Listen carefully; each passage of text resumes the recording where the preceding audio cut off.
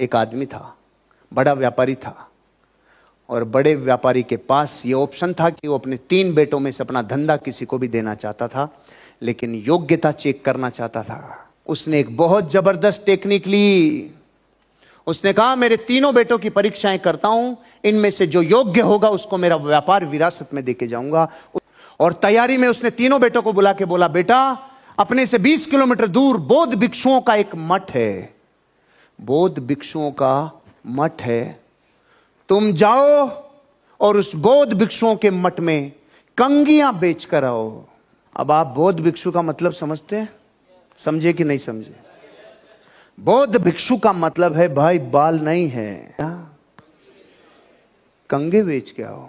3 बेटों को समान अवसर दिया, समान संभावनाएं दी, लेकिन अनादि से जैसे कोई करम फूटा निकलने वाला है तो निकलेगा ही, जैसे कोई घनघोर अंधियारों में से भी जो रोशनी निकाल के लाएगा वो लाएगा ही। उन्होंने बोला जाओ बेटा, तुम जो करके आओगे उससे ये तय होगा कि तुम्हारे में व्यापार है कि नहीं है। पहला बेटा आया वापस और उसने कहा पिताजी एक कंगी बेच के आया हूं। कैसे बेची बेटा? पिताजी मुझे पता था कि जिस व्यक्ति को मैं एक कंगी बेच रहा हूं उनके बाल ही नहीं हैं, तो मैंने उनको ये कहा देखो भैया आपके बाल तो है नहीं, लेकिन फिर भी ऐसी संभावनाएं बन सकती है कभी से कभी कि आपको ये कुछ किसी न किसी काम में आ जाए। तो मैंने देखा कि कुछ बौद्ध भिक्षुओं में से 1-2 लोग ऐसे थे जिनके कुछ पीठ पे कुछ रोग थे, खुजली थी, ये थी वो थी। तो मैंने उनको कहा भैया ये लो और आप इससे खुजाने में आप मदद मिलेगी आपको, इससे आप खुजा पाओगे। तो वो एक आदमी जो रोगी था उसने मेरी कंगी खरीद ली और वो संभावनाओं के ऊपर मैं ये एक कंगी बेच के आया हूं। दूसरे को बोला बेटा तू कितनी कंगी बेच के आया? पिताजी मैं 10 कंगी बेच के आया। बेटा 10 कंगी कैसे बेची?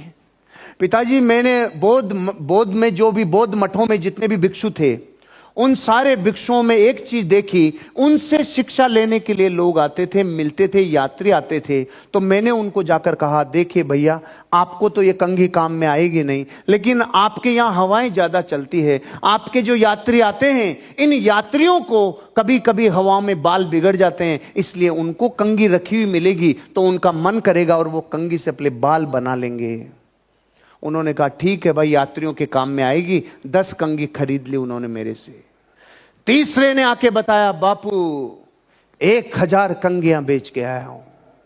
अब मैं आपसे पूछना चाहता हूं गंजों की नगरी में अगर कोई 1000 कंघी बेच के आया होगा रे, कुछ तो भारी होगा। अब सवाल आपके लिए कैसे बेची होगी?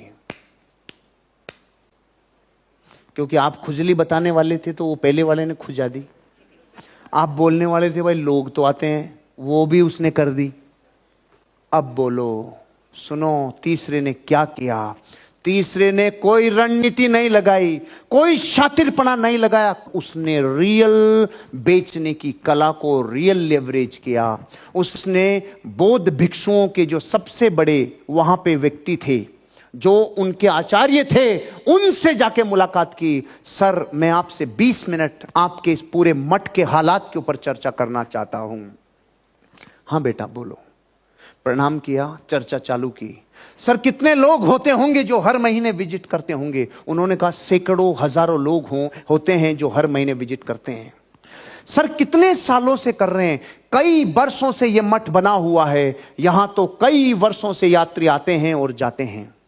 सर कितने वर्षों में जो जो लोग यहां से गए, आपके जितने प्रवचन होते थे कितने लोगों को आप परसेंटेज में तोलते हैं जिन लोगों को आपके प्रवचन याद रहे होंगे? सर बहुत कम परसेंटेज लोग होते हैं जिनको हमारे प्रवचन याद रहते हैं। आपको यहां पर आए हुए यात्रियों में से रिपीट कितने लोग आते होंगे? रिपीट आने वाले लोगों की संख्या 20% है। सर मैं आपके लिए एक काम कर सकता हूं, मैं आपको जिंदगी में एक ऐसी चीज दे सकता हूं जो आपके मठ का हिस्ट्री और पूरी ज्योग्राफी और आने वाला भविष्य बदल सकती है। और जो इस मठ का पर्पज है, इस पर्पज को मैं पूरी दुनिया में फैला सकता हूं। क्यों, क्या करोगे आप ऐसा? मैं ह्यूमन टेंडेंसी को जानता हूं। अगर ह्यूमन टेंडेंसी से कोई चीज कनेक्ट होती हो और आप जो देना चाहते हो वो उससे कनेक्ट होता हो, तो लाइफ टाइम आपके प्रवचनों को मैं ताम्र पात्र पे अंकित कर सकता हूं। क्या बोला उसने? मैं आपके प्रवचनों को ताम्रपात्र पे अंकित कर सकता हूं। उसने बोला हमने कई बार कर लिया, लोग ताम्रपात्र लेते हैं और ले जाके घरों में पटक देते हैं। सर, यही मिस्टेक होती है। वो ताम्रपात्र उस व्यक्ति के जीवन में कोई वैल्यू ऐड नहीं करता, इसलिए आपका ताम्रपत्र वो ले जाके अलमारी में डाल देता है। मैं आपको एक ऐसी चीज दे रहा हूं जिसको वो अलग भी नहीं कर पाएगा और आपके प्रवचन भी उस पर लिख सकते हैं। मैं आपको ये कंघी दे रहा हूं, कंघी के ऊपर का जो 1 इंच का हिस्सा आता है, इसके ऊपर हम आपके पूरे प्रवचनों को उकेर देंगे। जब जब वो लोग बाल बनाएंगे तो पहले प्रवचन की लाइन पढ़ेंगे, फिर बाल बनाएंगे। जीवन भर आपके प्रवचन लोगों की जिंदगी में डेली वैल्यू ऐड करेंगे। 1000 कंघी। सुनो, उसके बाद मठ में आने वाले यात्रियों की संख्या कई गुना हो गई।